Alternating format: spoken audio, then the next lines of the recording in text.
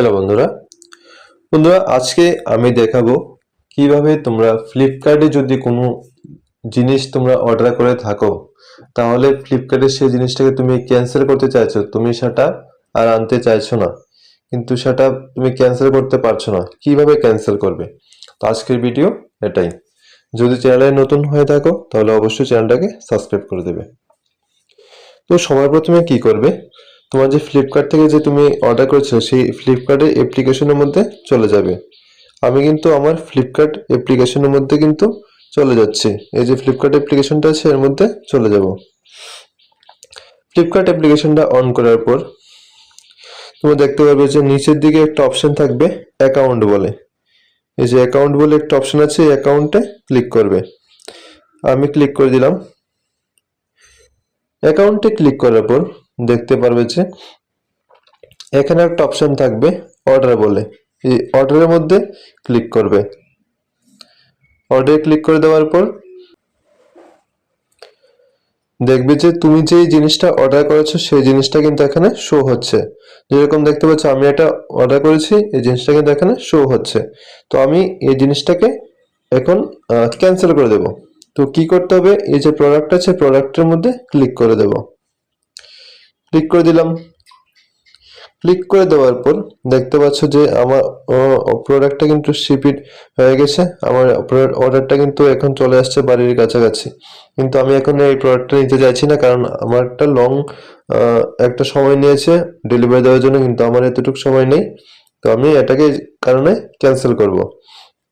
তার জন্য কি করবে, তুমি উপরে যে হেল্প বলে অপশনটা আছে এই হেল্পের মধ্যে ক্লিক করে দেবে।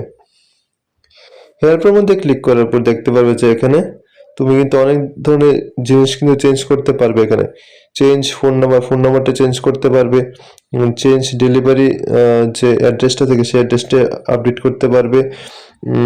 ঠিক আছে, শিডিউল তুমি কিন্তু আবার ডেট সিলেক্ট করে দিতে পারবে। এখানে শিডিউল করতে পারবে যে আমার এত তারিখ ডেলিভারিটা চাই, এত তারিখে কিন্তু ডেলিভারিটা হবে। তারপরে এখানে আছে ক্যান্সেল অর্ডার, তারপর চ্যাট উইথ আস, মানে তুমি চ্যাটেও কিন্তু কথা বলতে পারো তোমার অন্যান্য কোনো সমস্যা থাকলে। আমি এখানে প্রোডাক্টটা ক্যান্সেল করবো, সেজন্য ক্যান্সেল অর্ডারে ক্লিক করব। তো ক্যান্সেল অর্ডারে ক্লিক করে দিলাম। ক্লিক করে দেওয়ার পর দেখতে পাচ্ছ নিচে দেওয়া আছে যে এখানে ক্যান্সেল অর্ডার। তো এই ক্যান্সেল অর্ডারে ক্লিক করে দেবো। আর এটা হচ্ছে ডোন্ট ক্যান্সেল, এর মধ্যে ক্লিক করলে কিন্তু ক্যান্সেল হবে না।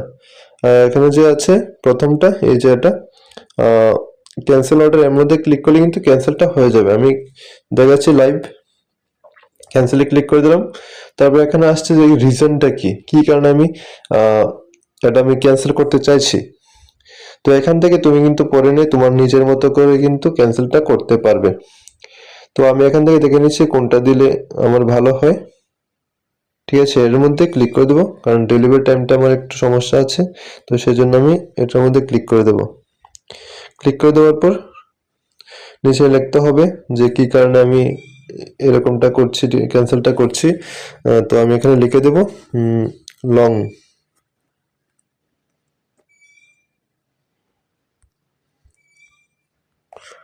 Long time delivery. ঠিক আছে, অনেকটা সময় নিয়েছে সেজন্য আমি দিয়েছি লং টাইম ডেলিভারি। তারটা দেওয়ার পর এখানে দেখতে পাচ্ছ যে সাবমিট রিকোয়েস্ট, এর মধ্যে ক্লিক করে দেবো। তো তার মানে আমার প্রোডাক্টটা কিন্তু এখানে ক্যান্সেল হয়ে যাবে। তারপরে আমি করে দিলাম। তারপর দেখতে পাচ্ছ এখানে কিন্তু লেখা এসেছে ক্যান্সেলেশন কনফার্মড। ঠিক আছে, আমার প্রোডাক্টটা কিন্তু ক্যান্সেল হয়ে গেছে। তো এইভাবে কিন্তু তোমরা কিন্তু তোমাদের ফ্লিপকার্টের অর্ডার কিন্তু ক্যান্সেল করতে পারবে। ঠিক আছে, ভিডিওটা কেমন হয়েছে অবশ্যই জানিয়ে দেবে কমেন্ট বক্সে। তো দেখা হচ্ছে পরবর্তী ভিডিওতে। ধন্যবাদ।